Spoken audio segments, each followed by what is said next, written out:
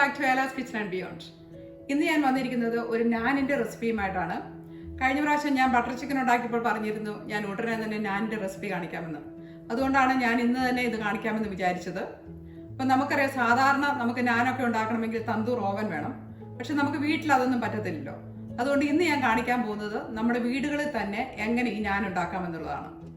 ഇതിന് വളരെ കുറച്ച് ഇൻഗ്രീഡിയൻസ് മാത്രം മതി. വളരെ എളുപ്പവുമാണ് ഇത് ഉണ്ടാക്കാനായിട്ട്.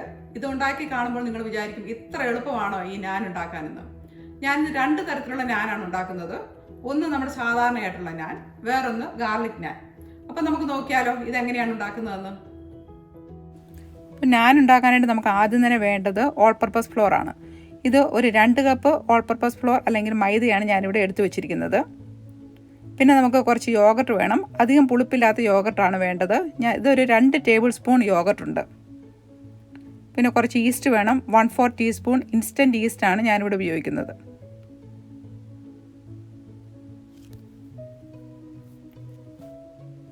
പിന്നെ കുറച്ച് ഓയിൽ വേണം. നമുക്ക് ഏത് തരം ഓയിൽ വേണമെങ്കിലും ഉപയോഗിക്കാം. ഞാൻ ഉപയോഗിക്കുന്നത് ഒലിവ് ഓയിലാണ്. അതാണ് ഇവിടെ എടുത്തു വെച്ചിരിക്കുന്നത്. പിന്നെ കുറച്ച് ഷുഗർ വേണം. 2 ടേബിൾ സ്പൂൺ ഷുഗറാണ് നമുക്ക് ഇതുണ്ടാക്കാനായിട്ട് വേണ്ടത്. പിന്നെ കുറച്ച് ഉപ്പ്, 1/4 ടീസ്പൂൺ ഉപ്പാണ് ഞാനിവിടെ ഉപയോഗിക്കുന്നത്. കുറച്ച് വെള്ളം, ഇതൊരു 1/2 കപ്പ് വെള്ളമാണ് ഞാനിവിടെ എടുത്തു വെച്ചിരിക്കുന്നത്. അത് ചെറു ചൂടുള്ള വെള്ളമാണ് എടുത്തിരിക്കുന്നത്. അപ്പോൾ ആദ്യം തന്നെ നമ്മൾ എടുത്തു വെച്ചിരിക്കുന്ന വെള്ളത്തിലേക്ക് 2 ടേബിൾ സ്പൂൺ ഷുഗർ ആഡ് ചെയ്യുക. അതിനുശേഷം അത് നന്നായിട്ടൊന്ന് മിക്സ് ചെയ്തെടുക്കണം. അത് മിക്സ് ചെയ്തതിന് ശേഷം നമ്മൾ നേരത്തെ എടുത്തു വെച്ചിരിക്കുന്ന ഈസ്റ്റ് കൂടി ഇതിനകത്തേക്ക് ആഡ് ചെയ്യാം. ആ ഈസ്റ്റ് ആഡ് ചെയ്തതിന് ശേഷം അത് നന്നായിട്ട് ഒന്നുകൂടി ഇളക്കുക. അതിനുശേഷം ഒരു 5 മിനിറ്റ് നമ്മളിതൊന്ന് റൈസ് ചെയ്യാനായിട്ട് വെക്കുക. അപ്പോൾ 5 മിനിറ്റ് കഴിയുമ്പോഴത്തേനും നമുക്ക് ഈ മാവ് തയ്യാറാക്കാം. അതിനുവേണ്ടി നമ്മുടെ ഓൾ പർപ്പസ് ഫ്ലോറിനകത്തേക്ക് ഞാൻ ഒരു 1/4 ടീസ്പൂൺ ഉപ്പ് ആഡ് ചെയ്യുകയാണ്. അതിനുശേഷം ഞാൻ നേരത്തെ എടുത്തു വെച്ചിരുന്ന യോഗർട്ട് കൂടി ഇതിനകത്തേക്ക് ആഡ് ചെയ്തു.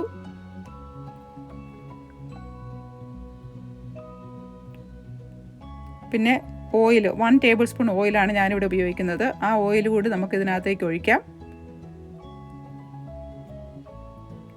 അതിനുശേഷം നമ്മൾ പൊങ്ങാൻ വെച്ചിരുന്ന ഈസ്റ്റ് ഉണ്ടല്ലോ, അതുകൂടി ഇതിനകത്തേക്ക് ചേർക്കുകയാണ്. ഈ 1/2 കപ്പ് വെള്ളം കൊണ്ട് തന്നെ നമുക്കിതൊന്ന് നന്നായിട്ട് മിക്സ് ചെയ്തെടുക്കാം. വേറെ വെള്ളത്തിൻ്റെ ആവശ്യമൊന്നുമില്ല. ഇതുകൊണ്ട് തന്നെ നന്നായിട്ട് മിക്സ് ചെയ്തെടുക്കാം. ഇനി ഇൻ കേസ് വേണമെങ്കിൽ നമുക്ക് കുറച്ചുകൂടി വെള്ളം ആഡ് ചെയ്യാം. മിക്കവാറും അത് വേണ്ടി വരത്തില്ല. ഇതുകൊണ്ട് തന്നെ നമുക്ക് മിക്സ് ചെയ്യാം.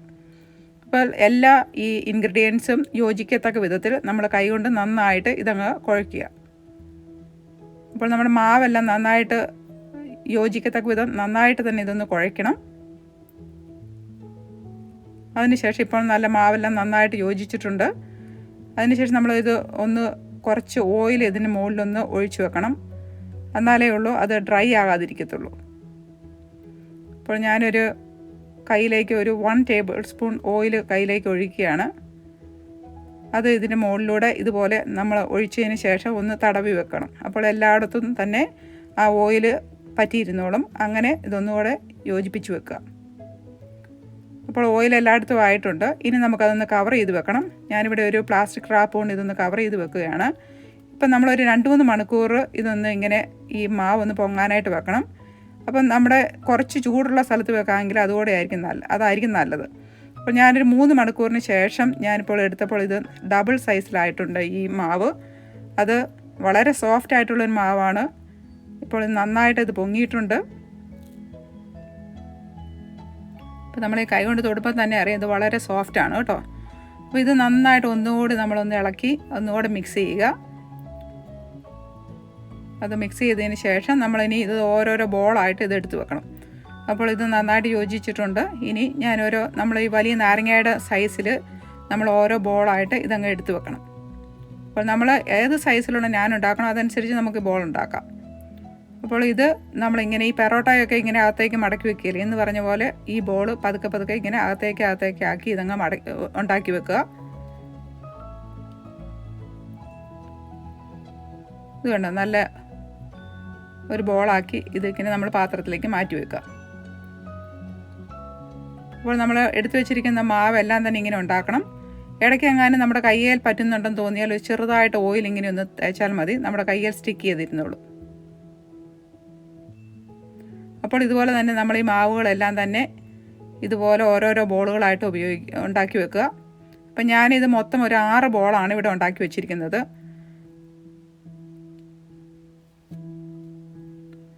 അതിനുശേഷം ഇനി നമുക്ക് ഞാൻ ഉണ്ടാക്കാൻ തുടങ്ങാം. ആദ്യം ഒരു ബോൾ എടുക്കുക. നമ്മൾ കുറച്ച് മാവ് എടുത്ത് വെച്ചിട്ടുണ്ട്. അതിനകത്തേക്ക് ഇങ്ങനെ പതുക്കെ ടച്ച് ചെയ്തതിന് ശേഷം 2 സൈഡും ഇങ്ങനെ ടച്ച് ചെയ്യുക. കൈകൊണ്ട് പതുക്കെ പതുക്കെ ഇങ്ങനെ ഒന്ന് പരത്തി കൊടുക്കുക.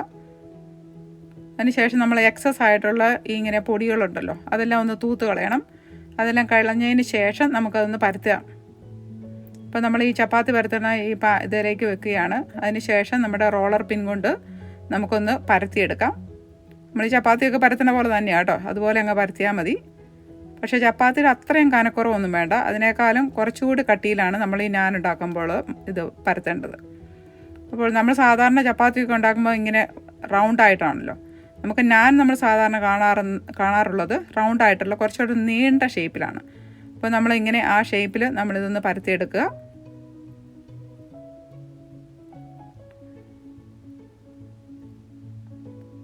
ആ സമയത്ത് നമ്മളൊരു പാൻ ഇങ്ങനെ അടുപ്പിൽ വെച്ചിരിക്കണം ചൂടാകാനായിട്ട്.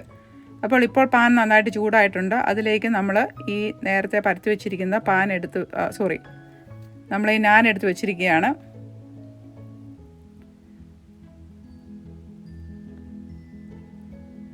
അപ്പോൾ കുറച്ച് കഴിയുമ്പോൾ ഈ സൈഡിലൊക്കെ ബബിളായി വരും. ആ സമയത്ത് നമ്മളിതൊന്ന് മറിച്ചിടണം. അതിന് ശേഷം കുറച്ച് ഗീ ആണ് ഞാനിവിടെ ഉപയോഗിക്കുന്നത്. അല്ലെങ്കിൽ നമുക്ക് ഓയിൽ ഉപയോഗിച്ചാലും മതി. ആ 2 സൈഡിലും അതുപോലെ നമ്മൾ കുറച്ച് എണ്ണ അല്ലെങ്കിൽ ഗീ ഇങ്ങനെ തൂത്ത് കൊടുക്കുക. അതിനുശേഷം നമ്മൾ ആദ്യത്തെ ഈ നാൻ റെഡി ആയിട്ടുണ്ട്. അതൊരു പാത്രത്തിലേക്ക് നമുക്ക് മാറ്റാം. കണ്ടോ, നല്ല ഗോൾഡൻ ബ്രൗൺ ആയിട്ടുള്ള ഈ നാൻ റെഡി ആയിട്ടുണ്ട്. അപ്പോൾ ഞാൻ 4 എണ്ണം അതുപോലെ സാധാരണ നാനാണ് ഉണ്ടാക്കിയിരിക്കുന്നത്. ഇനി 2 എണ്ണം ഉണ്ട്, അത് നമുക്ക് ഗാർലിക് നാൻ ഉണ്ടാക്കാം. അതിനുവേണ്ടി ഞാൻ കുറച്ച് വെളുത്തുള്ളി ഇങ്ങനെ ചെറുതായിട്ട് അരിഞ്ഞ് വെച്ചിട്ടുണ്ട്. പിന്നെ കുറച്ച് മല്ലിയില കൂടി ഞാൻ എടുത്ത് വെച്ചിട്ടുണ്ട്. അപ്പോൾ നേരത്തെ പോലെ നമ്മൾ ഈ റെഗുലർ നാൻ ഉണ്ടാക്കിയ മാതിരി തന്നെ ഇത് പൊടിക്കകത്ത് മുക്കുക. അതിനുശേഷം എക്സസ് ആയിട്ടുള്ള പൊടികളൊക്കെ നമ്മളൊന്ന് തൂത്ത് കളയണം. അതിനുശേഷം നമ്മൾ നമ്മുടെ ചപ്പാത്തി പലകയെ വെച്ച് ഒന്നുകൂടി അതൊന്ന് പരത്തുകയാണ്. അപ്പോൾ ആദ്യത്തെ ഒരു പ്രാവശ്യം ഇങ്ങനെ പരത്തിയതിന് ശേഷം നമുക്ക് നമ്മൾ അരിഞ്ഞു വെച്ചിരിക്കുന്ന ഗാർലിക് ഇതിനകത്തേക്ക് ഇട്ട് കൊടുക്കാം. അതിൻ്റെ എല്ലായിടത്തും ആകത്തക്ക വിധത്തിൽ നമ്മൾ ഈ ഗാർലിക് ഇതുപോലെ സ്പ്രെഡ് ചെയ്ത് കൊടുക്കണം. അപ്പോൾ എല്ലാ വശങ്ങളിലും എത്തക്ക വിധത്തിൽ ചെയ്യുക. അതിനുശേഷം കൈ കൊണ്ട് നമ്മൾ പതുക്കെ ഇങ്ങനെ ഒന്ന് ടച്ച് ചെയ്യണം.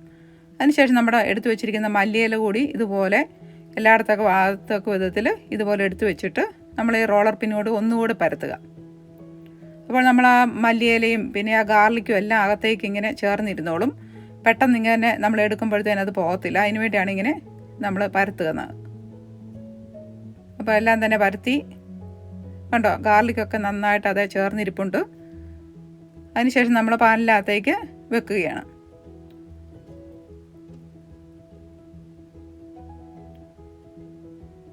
അപ്പോൾ കാണാമല്ലോ, ചെറിയ ചെറിയ ബബിൾസ് ആയിട്ട് വരുന്നുണ്ട്. അപ്പോൾ ആ ഒരു സൈഡ് അത് നന്നായിട്ട് വെന്തിട്ടുണ്ട്. ഇനി നമുക്കതൊന്ന് മറിച്ചിടണം. അപ്പോൾ കണ്ടോ, ചെറിയ ഗോൾഡൻ ബ്രൗൺ കളറുള്ള ഓരോ സ്പോട്ടുകൾ കാണാമല്ലോ. അപ്പോൾ അതിനുശേഷം നമ്മൾ കുറച്ച് ഗീ ഇതുപോലെ തന്നെ തൂത്ത് കൊടുക്കുക. ഞാൻ നേരത്തെ പറഞ്ഞല്ലോ, ഗീ ഇല്ലെങ്കിൽ വെറുതെ ഓയിലോ അല്ലെങ്കിൽ ബട്ടറോ എന്തെങ്കിലും തേക്കാം. അപ്പോൾ അതിനുശേഷം നമ്മളിത് 2 സൈഡിലും തേച്ചതിന് ശേഷം നമ്മളിങ്ങനെ പ്ലേറ്റിനകത്തേക്ക് മാറ്റി വെക്കുക. അപ്പോൾ നമ്മുടെ ഗാർലിക് നാനും റെഡി ആയിട്ടുണ്ട്. ഇപ്പോൾ നമ്മൾ നമ്മുടെ 6 നാനും ഉണ്ടാക്കി വെച്ചിട്ടുണ്ട്. എല്ലാം റെഡി ആയിട്ടുണ്ട്. ഇത് നമ്മൾ കയ്യിലെടുക്കുമ്പോഴേ അറിയാം, വളരെ സോഫ്റ്റാണ്. കണ്ടോ, നമ്മളിങ്ങനെ പെട്ടെന്ന് തന്നെ നമുക്ക് ഇതങ്ങ് മുറിച്ചെടുക്കാം. വളരെ സോഫ്റ്റ് ആയിട്ടുള്ള ഒരു നാനാണ്. നിങ്ങൾക്ക് കാണുമ്പോഴേ അറിയാമല്ലോ ഇത് എത്ര സോഫ്റ്റ് ആണെന്ന്. അതുപോലെ തന്നെ വളരെ ടേസ്റ്റിയുമാണ്. ഇത് നിങ്ങൾക്ക് ബട്ടർ ചിക്കൻ അല്ലെങ്കിൽ പനീർ മസാല ഇതിൻ്റെ കൂടെ കഴിക്കാം. അപ്പോൾ നിങ്ങൾ കണ്ടല്ലോ അല്ലേ, എത്ര എളുപ്പത്തിൽ നമുക്ക് നാൻ ഉണ്ടാക്കാൻ പറ്റുമെന്ന്. നിങ്ങളിപ്പോൾ വിചാരിക്കുന്നുണ്ടായിരിക്കും ഇത്ര എളുപ്പമായിരുന്നു ഈ നാൻ ഉണ്ടാക്കാനെന്ന്. നിങ്ങൾ എല്ലാവരും ഒന്ന് ട്രൈ ചെയ്ത് നോക്കുക. ഇത് വളരെ സോഫ്റ്റ് ആണ്, അതുപോലെ തന്നെ വളരെ ടേസ്റ്റിയുമാണ്. ഉണ്ടാക്കി നോക്കിയിട്ട് നിങ്ങളുടെ അഭിപ്രായങ്ങൾ അറിയിക്കുക.